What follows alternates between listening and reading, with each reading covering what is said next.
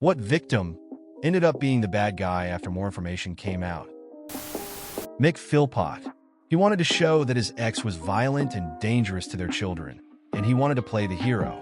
He devised a plan to set a light to his family home, and he would rescue the children. Unfortunately, the fire took hold faster than he anticipated, and all 6 of his children died. He then played the victim on TV shows and news until they discovered that he set the fire. Karen Matthews faked her daughter's kidnapping not long after Madeleine McCann went missing so that she could get money. She hid her inside a bed at a friend's house and planned to collect the reward money. People actually felt sorry for her, thinking her daughter was missing, and it was a huge police investigation. Ended up in jail for kidnapping, perverting the course of justice, and false imprisonment. Corey Harris. He's the guy who went viral earlier this year for showing up at a Zoom court hearing driving while on suspended license. He spent 2 days in jail. Then it was reported that Harris should have had his license reinstated 2 years prior. Harris's attorney sets up interviews with local TV stations stating his innocence. Good Morning America does a piece on Harris and lectures the viewer to not judge a book by its cover. Harris goes back to court. The judge does his homework and discovers Harris has never had a license in Michigan or any other state, yet has been to Secretary of State office multiple times to renew his ID. The opportunity was there for him to get a license. He chose not to. He goes viral again, but because he lied and embarrassed so many people along the way. I don't remember her name. I think it was Sherry Papini, but there was a YouTube video I watched of a girl who faked her own kidnapping and was trying to play victim. While all the resources were going to finding Sherry, there was a woman who was actually kidnapped. She ended up serving jail time. I just listened to a podcast about a girl, Mackenzie Sharilla. Basically, she, her boyfriend, and another friend were involved in a crash that killed the boyfriend and the friend. She was a driver, and she survived. At first, it seemed like maybe there was some fault in the car, or that she simply lost control of the vehicle. But as the investigation went on, they realized she planned the crash and ran into that wall on purpose. It was a crazy listen. Half the people on Ada. Susan Smith. She was all over the news begging for the return of her 2 boys, who were toddlers, stating she had been carjacked. After several days, it was discovered that she had let her car roll into a lake with her babies strapped into their car seats. I'll never forget hearing it on the radio, driving home from work. My children were their age at the time, and I had to pull off the road because I couldn't see through the tears. Joe Glinowitz, Illinois cop that staged a suicide to look like he was murdered by assailants. Police and community rallied behind his widow for weeks. Search for the assailants. Funds were collected and donated. Tributes were made. Turns out he committed suicide because he'd been embezzling money from a police program, and he was about to be found out. Bethany Storrow was the victim of an acid attack that was racially motivated in Vancouver, Washington. Turns out she maimed herself trying to commit suicide with acid. She chickened out of drinking it after pouring it on her face. I remember watching an unhinged interview after she was found out. Her reasoning was that all the attention would allow her to tell people about Jesus. She claimed she found a fingertip in a bowl of Wendy's chili. The press coverage cost the company over $20 million in losses. Turns out the finger came from a coworker of her husband who lost it in a work accident, and she intentionally planted it. Jussie Smollett. Carolyn Bryant, who told people Emmett Till harassed her and did nothing knowing her husband murdered him. Chris Benoit. First off, everybody assumed that someone had killed him, his wife, and his 8-year-old son. Then we discovered it was a double murder-suicide that took place over 2 to 3 days, and that his son was in the house with the body of his dead mom for a period of that time, and the Chris with the bodies of both of them for a while longer. WWE jumped on a memorial episode of Raw the day after the 3 of them were found. A few days later, they had to come clean about what the actual truth was.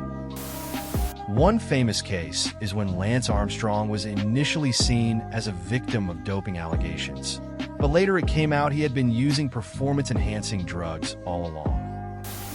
Katie Sorensen, the nut job momfluencer who claimed a couple was following her through a shopping center, plotting to kidnap her children, supposedly because they were so good-looking.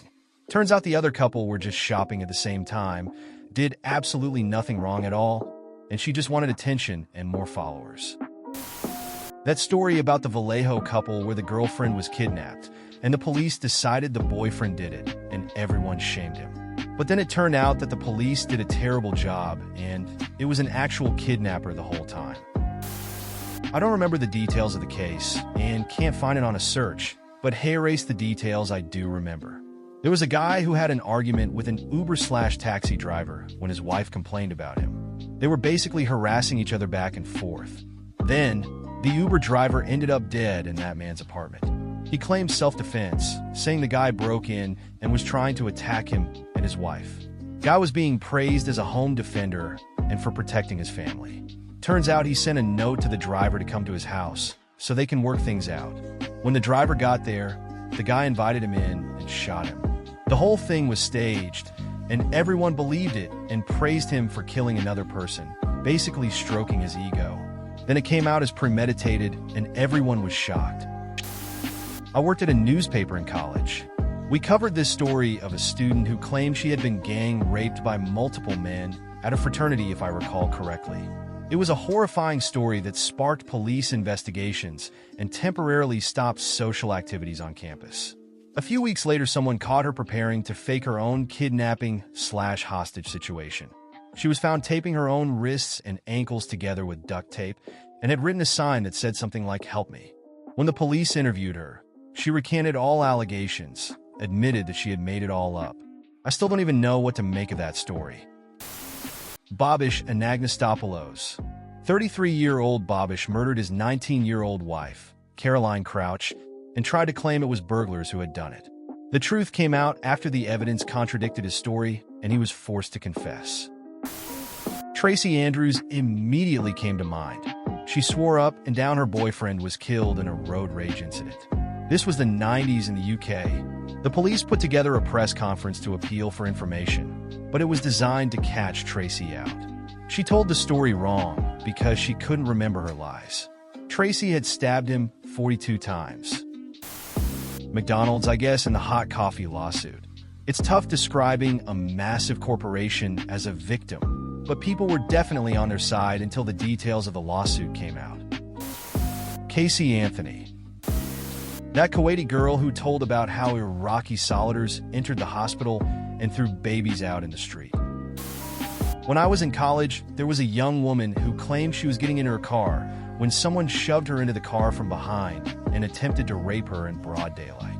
She said they stopped and took off when another car rolled through the parking lot. The story sounded off, so a lot of people were skeptical at first. That led to an outpouring of support with post-it notes popping up all over the school that said, "I believe her." There was a lot of talk about victim blaming and the need for people to support victims. About a week and a half later, after news stations asked to interview her, she recanted her story and admitted that she'd made the whole thing up for attention. What really pissed me off about that situation was that she handed ammunition to the assholes who claim women make up rape accusations all the time. That one lady who said some black guys kidnapped then drowned her children only to find them drowned in her car. Many Germans and quite some other Europeans truly believed for many years that Poland had attacked first when World War II began in Europe. That Central Park lady who called 911 on the black bird watcher guy because he asked her to leash her dog, though to be fair, him being the real victim was revealed pretty quickly. I just remember the story because it's when the term Karen really took off as near as I can tell. The hatchet hippie guy. Diane fucking Downs. If you haven't watched a video about this woman yet, head off to YouTube. Seriously pathological. Ana Julia Quezada. She was dating a divorced man who had an 8-year-old son. One day, the kid goes missing, and the news started interviewing the parents. She would always stand next to the dad crying and begging the kidnapper that if they're watching, to please give back the kid. I remember this very vividly watching the news. Turns out there was no kidnapping. She'd killed the kid the very first day of his disappearance and played her part around her boyfriend and the news. People believe she did it out of jealousy and in hopes of convincing her boyfriend to move to her country to get over his kid. Her 4-year-old daughter had also died in 1996 in some strange circumstances. Belle Gibson. Watching that video of her from Australia's 60 Minutes was pathologically bizarre. Justin Timberlake. It's insane how classy Britney was when he was accusing her of cheating on him, when in reality, he was banging strippers for years before she kissed one guy once, and he made best-selling albums about how she essentially destroyed his perfect life by cheating on him. Tawana Brawley. In 1987, Tawana Brawley, with support from Al Sharpton among others, made headlines with her allegations of being kidnapped and raped by a group of white men. However, these allegations were later determined to be a hoax by a grand jury. Jussie Smollett lied about MAGA extremists beating him up and pouring bleach over him while calling him racial epithets in Chicago, of all places. Balloon Boy hoax * panicky parents called police, claimed their young son was missing and had likely been carried aloft by a home-built helium balloon, which peaked at 7,000 feet. Witnesses claimed something had fallen from it while it was ascending. When balloon eventually came down, Boy wasn't in it. Child was later found hiding in the attic. Whole thing was revealed as a publicity stunt when Child was asked by Wolf Blitzer why he was hiding, and said to his dad, "You guys said we did it for the show." Dad, failed actor and comedian, pleaded guilty to attempting to influence a public servant, was sentenced to 90 days and a $36,000 fine. Mom got 20 days to be served on weekends. Both were later pardoned by Colorado's idiot governor, Jared Polis. The most hated mom in the world, Casey Anthony. She's a real POS. Killed her little girl and then acted as if nothing happened. Was a horrifying article to read about her. Yon Bobit? He continued to abuse others after having his little Willie chopped off. Rachel Marsden. She was a 22-year-old student when she accused her swim coach of sexual harassment and got him fired from Simon Fraser University. Turns out she was the stalker. Didn't hurt her much. She's now a Canadian journalist living in Paris. Like 95% of estranged parents. Years ago, there was a local news story about a woman who was caught shoplifting baby supplies and formula. The cop that responded took pity on her because she had a young kid and no money, so instead of arresting her, bought the stuff for her. A local business even went as far as to offer her a job, and I happened to know the owner. A few days after the story, I asked him if she got the job, and he said no, because every single one of her references said she was a massive kleptomaniac.